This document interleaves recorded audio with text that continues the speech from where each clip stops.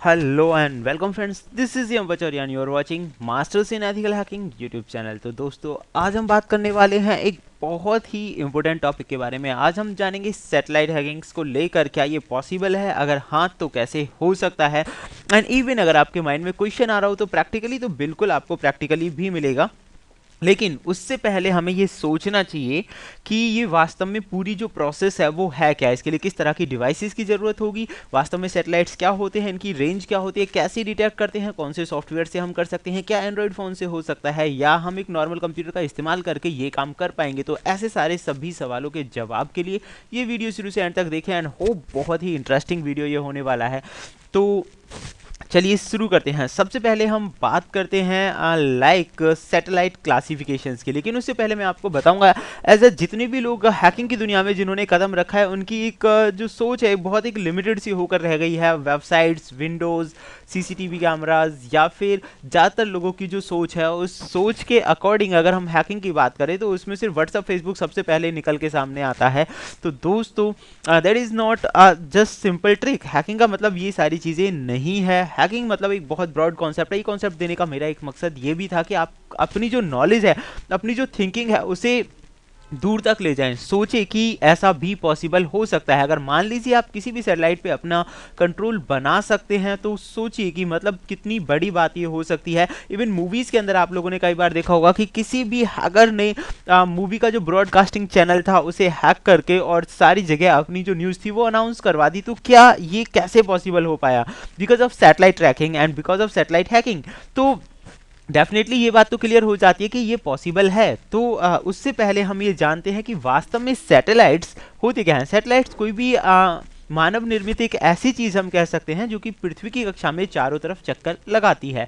And artificial बहुत सारे satellites हैं जिनमें अलग अलग तरह के सैटेलाइट्स होते हैं, लेकिन क्लासिफिकेशन की अगर हम बात करें तो रेंज के हिसाब से जो सैटेलाइट्स हैं वो अलग अलग तरह के होते हैं। जैसे कि अगर हम बात करेंगे लियो, जो आते हैं लो अर्थ ऑर्बिट्स, यानी कि लो अर्थ ऑर्बिट्स ये वो सैटेलाइट्स होते हैं जिनकी जो रेंज है 180 किलोमीटर से लेके 2000 किलोमीटर तक होती है। यानी कि पृथ्वी से ऊपर 180 किलोमीटर से लेके 2000 किलोमीटर तक की रेंज वाले होते हैं लियो। ये मैं आपको इसलिए बता रहा हूँ क्योंकि जब हम सैटेलाइट ट्रैकिंग करेंगे लाइव और प्रैक्टिकल तो ये चीज़ें आपकी समझ में आ जाएंगी, क्योंकि वहाँ पे शॉर्ट में नाम लिखे आते हैं LEO, MEO, तो आपको ये पता होना चाहिए। Next one is medium earth orbits. दोस्तों, मीडियम अर्थ ऑर्बिट्स वो सैटेलाइट्स होते हैं जिनकी रेंज पृथ्वी से 2000 किलोमीटर से लेकर 36,000 किलोमीटर तक होती है। ऐसे ही अगर हम बात करें जियो सिंक्रोनस ऑर्बिट्स, जियो सिंक्रोनस ऑर्बिट्स जो होते हैं या जियो सैटेलाइट्स जो होते हैं, इनकी रेंज जो होती है ग्रेटर देन 36,000 किलोमीटर्स होती है, यानी कि 36,000 किलोमीटर से ज़्यादा इनकी होती है। तो अब बात ये आती है कि अब हमारे जो डाउट्स हैं कि क्या ये पॉसिबल है इस तरह की चीज़ों पे कनेक्टिविटी बनाना या ऐसा करना, क्या ये आसान है? तो दोस्तों, मैं आपको बता दूंगा कि ऐसा पहले भी कई बार हो चुका है। लास्ट टाइम रशियन हैक्स को देखकर मेरे माइंड में ये आइडिया आया कि मैं इस चीज़ से रिलेटेड कोई चीज़, कोई इन्फॉर्मेशन आप लोगों को प्रोवाइड करूँ। जिन लोगों के माइंड में अगर क्वेश्चन है ये, लाइक हम IMSI कैचर के ऊपर बात कर रहे थे, तो दोस्तों उसकी जो इंस्ट्रूमेंट्स है थोड़े महंगे हैं, तो बहुत जल्दी उसके ऊपर मैं लाइव प्रैक्टिकल वाला वीडियो दूंगा, लेकिन इंस्ट्रूमेंट्स थोड़ा कलेक्ट करने में टाइम मिल रहा है, इजीली नहीं मिल पा रहे हैं। सबसे बड़ी जो दिक्कत है उसके इंस्ट्रूमेंट्स मिलने की है, वो मिल नहीं पा रहे हैं। तो कलेक्ट होते ही मैं आपको उसका लाइव दूंगा, लेकिन इसमें भी मैं आपको प्रैक्टिकल बताने वाला हूं। तो डेफिनेटली आप ये समझें और देखें। तो अब अगर हम बात करें कि क्या ये पॉसिबल है सैटेलाइट हैकिंग, तो बहुत सारे रिसोर्सेज हैं, सबके अलग अलग आंसर्स हैं अगर इस क्वेश्चन को थोड़ा आगे बढ़ाया जाए। लेकिन मेन चीज़ जो है, जो पॉसिबल है और जो सब मानते भी हैं, वो है इंटरसेप्ट करना सैटेलाइट्स को। मतलब पहले से जो सैटेलाइट काम कर रहे हैं उनकी वर्किंग को इंटरसेप्ट करना, उसमें चेंजमेंट कर देना, ये पॉसिबल है। अब ये अगर हम कहें तो इस तरह से हम 4 कैटेगरीज में इसे डिवाइड कर सकते हैं। यानी कि अगर हम सैटेलाइट्स की बात करें तो इन्हें 4 पार्ट्स में डिवाइड करके इन पे कंट्रोल बनाया जा सकता है, या 4 ऐसी टेक्निक्स हैं जिनकी मदद से सैटेलाइट्स पे आप अपना कंट्रोल कैप्चर कर सकते हैं। वो टेक्निक्स क्या हैं? Number 1, jamming. तो दोस्तों, कई बार सैटेलाइट्स का जो सिग्नल है या ट्रांसमिट कर रहा है, रिसीव कर रहा है, अगर आप वो जैम करने में सक्सेसफुल हो जाते हैं तो एक तरह से सैटेलाइट हैक हो गया। उसका जो डेटा सेंडिंग और रिसीविंग है वो नहीं हो पाएगा। फॉर एग्जांपल हम मान लेते हैं कि मोबाइल सिग्नल्स अगर जैम कर दिए जाएँ तो कोई भी व्यक्ति आपस में कम्युनिकेशन नहीं कर पाएगा।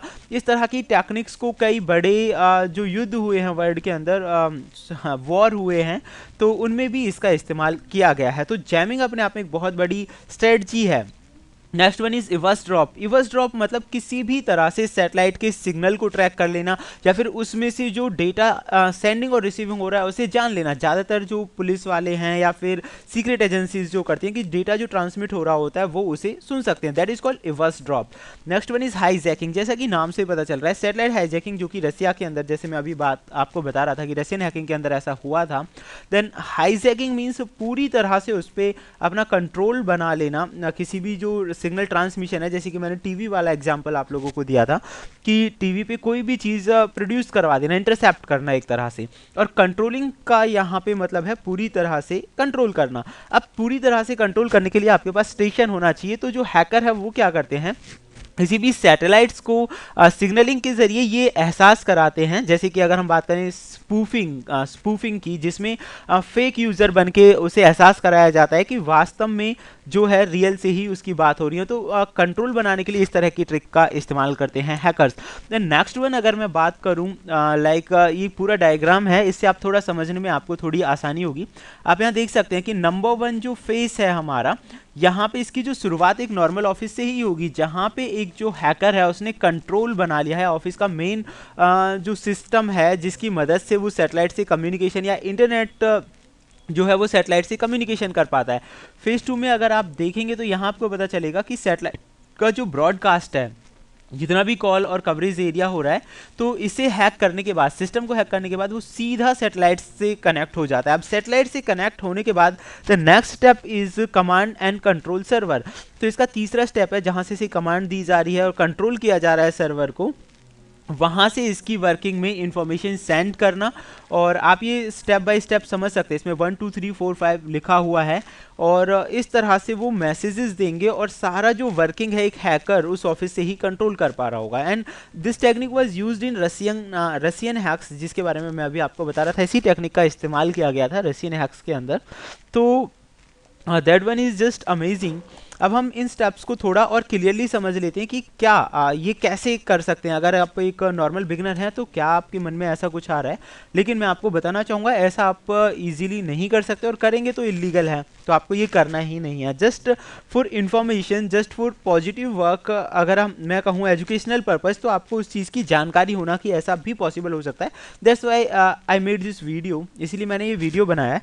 तो सबसे पहले मैं बताता हूँ कि वो क्या करते होंगे। तो सबसे पहले आपको ज़रूरत होगी एक सैटेलाइट डिस्क की, जो कि low noise block down converter होना चाहिए, यानी कि low noise block down converter, LNB के नाम से हम इसे जानते हैं। जितना बड़ा जितनी बड़ी डिस्क होगी और उसकी सिग्नल की रेंज जितनी ज़्यादा होगी, उतना ही फास्टर आप सैटेलाइट रेंज है उसे कैप्चर कर पाएंगे। तो इस तरह की अगर हम बात करें, इस तरह की जो डिस्क है वो मार्केट में 50 USD से लेकर 300 USD तक की रेंज में आसानी से मिल जाती है। एंड सेकेंडली अगर हम बात करें, एंटीना साइज डिपेंड करता है। तो जैसे कि मैं आपको पहले बता रहा था, जितना बेटर क्वालिटी का एंटीना होगा उतनी ही बेटर वे में आप सिग्नल्स को कैप्चर कर पाएंगे। तो ये हमारा फर्स्ट स्टेप है कि एक अच्छी क्वालिटी का डिस्क एंटीना और LNB आपके पास होना चाहिए। Then second step is tuning. आपके पास एक कार्ड होना चाहिए, जैसे कि लास्ट टाइम मैंने IMSI कैचर के दौरान आपको बताया था DVB ट्यूनर कार्ड। तो यहाँ भी हम DVB ट्यूनर कार्ड का इस्तेमाल करेंगे, क्योंकि जो कार्ड होता है ये सैटेलाइट सिग्नल्स को रिसीव करने का काम करता है किसी भी कंप्यूटर पे। तो कंप्यूटर की मदद से हम सैटेलाइट सिग्नल्स को रिसीव कर सकते हैं। तो PCI स्लॉट्स पे आप लगा सकते हैं उसे, अगर एक डेस्कटॉप यूज़ कर रहे हैं। बाकी लैपटॉप के लिए ये अलग से आता है और ऐसी बहुत सारी अलग अलग टेक्निक्स हैं। तो नॉर्मल PCI पे भी इसे इंस्टॉल किया जा सकता है, USB के रूप में भी आ सकता है। तो फर्स्ट हमारा हो गया सिग्नल्स फाइंड आउट करना। दूसरा TV ट्यूनर कार्ड, जिससे हमें सेंडिंग और रिसीविंग का पता चले। थर्ड प्रोसेस की अगर हम बात करेंगे तो आपके पास एक नीड फीड स्कैनर होना चाहिए। एक सॉफ्टवेयर होता है जिसकी मदद से आप स्कैनिंग कर सकते हैं रेडार्स, जो मतलब स्ट्रीमिंग हो रही है डेटा या सिग्नल्स की जो स्ट्रीमिंग हो रही है उससे आप स्कैन कर सकते हैं। तो इसके लिए अलग अलग ड्राइवर्स होते हैं एंड कई तरह की चीज़ें होती हैं। स्कैनिंग सॉफ्टवेयर्स होते हैं, just like crazy scan, easy blind scan, इस तरह के सॉफ्टवेयर्स का उसमें इस्तेमाल किया जाता है। तो ऑटो स्कैनिंग आप कर सकते हैं इनकी मदद से, लेकिन उसके लिए आपके पास पहली दोनों डिवाइसेस होनी चाहिए। And number 4 process is that कि अगर आप ये सारा कुछ कर लेती हैं, स्कैन कर लिया, कनेक्ट हो गया, सिग्नल सेंडिंग रिसीविंग के बारे में आपको पता चल गया, तो आपको एक सॉफ्टवेयर की ज़रूरत होगी जो आपको ऑफलाइन डाउनलोडिंग डेटा मतलब डेटा को ऑफलाइन डाउनलोड करने में आपको हेल्प करेगा।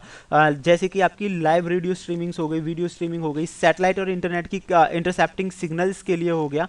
तो उन सॉफ्टवेयर्स में से जैसे कि स्काईनेट है, फिशनेट है, डीवीबी ड्रीम्स हैं, ये सॉफ्टवेयर्स हैं जिनकी मदद से आप ऐसा कर सकते हैं। तो मतलब ये कुछ सॉफ्टवेयर्स थे, स्कैनिंग सॉफ्टवेयर, जो कि सैटेलाइट्स के अंदर इस्तेमाल किए जाते हैं। जो मैंने आपको बताया कि सैटेलाइट सिग्नल्स की जानकारी लेने के लिए आप उन सॉफ्टवेयर्स का यूज़ कर सकते हैं स्कैनिंग में, एंड डाउनलोडिंग के लिए आप इस तरह के सिग्नल्स सॉफ्टवेयर्स का इस्तेमाल कर सकते हैं, स्काईनेट, फिशनेट। तो ये वो पूरी प्रोसेस है, मतलब जिसकी मदद से ये काम किया जाएगा। अब आप लोगों के माइंड में क्वेश्चन आ रहा होगा कि ये प्रैक्टिकली कैसे हो, मतलब प्रैक्टिकली करके दिखाओ, ये तो थियोरेटिकली तो इतना समझ में आ गया, ये क्या चीज़ें हैं और कैसे हमें कनेक्टिविटी करनी है। लाइकवाइज इन हैकिंग स्टेप सबसे पहले हम फुटप्रिंटिंग करते हैं, स्कैनिंग करते हैं, और उसके बाद धीरे धीरे हमारे जो स्टेप्स हैं आगे बढ़ते जाते हैं। ऐसे ही इसमें भी हमें यही करना है, सबसे पहले फुटप्रिंटिंग, सैटेलाइट्स की जानकारी निकालना, एंड सेकेंडली उसे स्कैन करना सिग्नल्स को, and third one is downloading की फैसिलिटी वाले सॉफ्टवेयर्स को डाउनलोड करना। तो उसी स्टेप्स में ये काम होंगे और आप कनेक्ट कर पाएंगे। अब आपके माइंड में जो क्वेश्चन है कि प्रैक्टिकली हम कैसे करें, तो प्रैक्टिकली के लिए आपको ज़्यादा वेट नहीं करना पड़ेगा। इवन आज शाम को जो वीडियो है, इससे नेक्स्ट जो वीडियो है मुश्किल से 3-4-5 आवर्स के अंदर वो वीडियो आपको मिल जाएगा। तो नेक्स्ट वीडियो में मैं आपको बताऊंगा प्रैक्टिकली कैसे स्कैन करें, कैसे सैटेलाइट से जुड़ें, और ऐसी बहुत सारी चीज़ों के बारे में। तो इस वीडियो के बारे में आपकी जो भी राय है, या इस सीरीज़ में मैं आगे वीडियोज़ बनाऊँ, तो आपकी राय और क्वेश्चंस मुझे ज़रूर चाहिए। और जिन लोगों को चाहिए कि IMSI कैचर के वीडियो, तो मैं बहुत जल्दी उससे भी रिलेटेड बनाने वाला हूँ। तो देखते रहिए friends YouTube channel masters in ethical hacking. Thank you, good bye.